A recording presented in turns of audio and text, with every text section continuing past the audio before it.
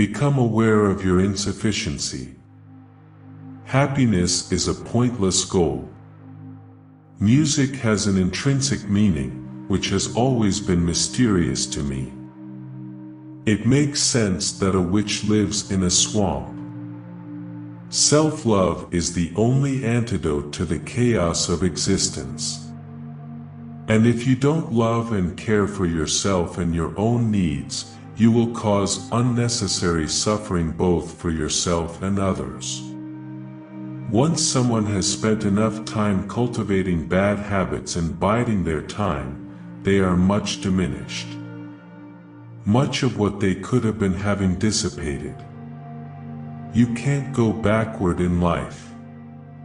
As pessimistic as I am about the nature of human beings and our capacity for atrocity and malevolence and betrayal and laziness and inertia, and all those things, I think we can transcend all that and set things straight. Men and women aren't the same. And they won't be the same. That doesn't mean that they can't be treated fairly. Part of the reason there's an injunction to the truth, for example, is that if you're in a circumstance of extreme uncertainty, your best weapon, let's say, or your best tool or your best defense is the truth because it keeps things simpler. We have to rediscover the eternal values and then live them out. There were some great clinicians in the 20th century, great men. Freud was a genius, Jung was a genius, Carl Rogers was a genius. There's a half-dozen psychologists of the 1950s and humanists of the 1960s. If you're going to be successful, you need to be smart, conscientious, and tough. If you're talking to a man who wouldn't fight with you under any circumstances whatsoever, then you're talking to someone for whom you have no respect. To master new technology, you have to play with it. If you're a social scientist worth your salt, you never do a univariate analysis. There's no doubt that inequality destabilizes societies. I think the social science evidence on that front is crystal clear. It's a small percentage of people who do the 80-hour-a-week high-powered career thing, and they're almost all men. Why? Well, men are driven by socioeconomic status more than women. I am not going to be a mouthpiece for language that I detest. I have a hard time figuring out what kind of box to put me in, too, because I don't know exactly what's going on around me or why. But I need to stay outside of boxes because then I can look at what's inside of them without being part of them.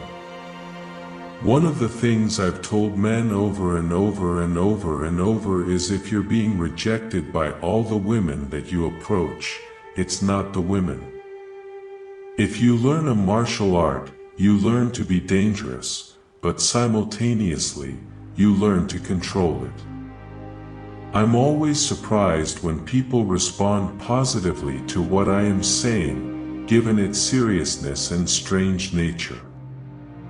You can say, well, isn't it unfortunate that chaos is represented by the feminine? Well, it might be unfortunate, but it doesn't matter because that is how it's represented. It's been represented like that forever. And there are reasons for it. You can't change it. It's not possible. This is underneath everything. We're so immaturely cynical as a culture. We're not wise enough to look at an institution like marriage and to things about what it means and what it signifies. It signifies a place where people can tie the ropes of their lives together so that they're stronger. It signifies a place where people can tell the truth to one another. Don't compare yourself with other people, compare yourself with who you were yesterday. The truth is something that burns. It burns off dead wood. And people don't like having the dead wood burnt off, often because they're 95% dead wood. Accept the terrible responsibility of life with eyes wide open. I don't tell people, you're okay the way that you are. That's not the right story. The right story is, you're way less than you could be. Don't lie about anything, ever. Lying leads to hell. It is more difficult to rule yourself than to rule a city. There's a personality trait known as agreeableness. Agreeable people are compassionate and polite. And agreeable people get paid less than disagreeable people for the same job. Women are more agreeable than men. Free speech is not just another value. It's the foundation of Western civilization. If you don't stand your ground, then all that happens is people push you backward. Adopt responsibility for your well-being. Try to put your family together, try to serve your community, try to seek eternal truth. That's the sort of thing that can ground you in your life, enough so that you can withstand the difficulty of life. It's in responsibility that most people find the meaning that sustains them through life. It's not in happiness. It's not an impulsive pleasure. No one gets away with anything, ever, so take responsibility for your own life. Part of the core information that I've been purveying is that identity politics is a sick game. You don't play racial, ethnic, and gender identity games.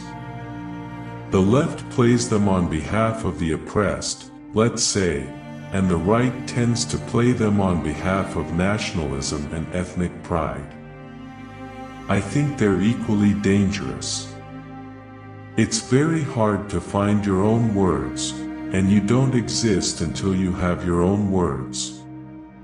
The people who hold that our culture is oppressive patriarchy don't want to admit that the current hierarchy might be predicated on competence. You may say, well, dragons don't exist. It's like, yes they do, the category predator and the category dragon are the same categories. It exists. It's a superordinate category. It exists more than anything else. It exists. Don't be dependent. At all. Ever. Period. When you start to realize how much of what you've constructed of yourself is based on deception and lies, that is a horrifying realization. The connection between psychology, mythology, and literature is as important as the connection between psychology and biology and the hard sciences.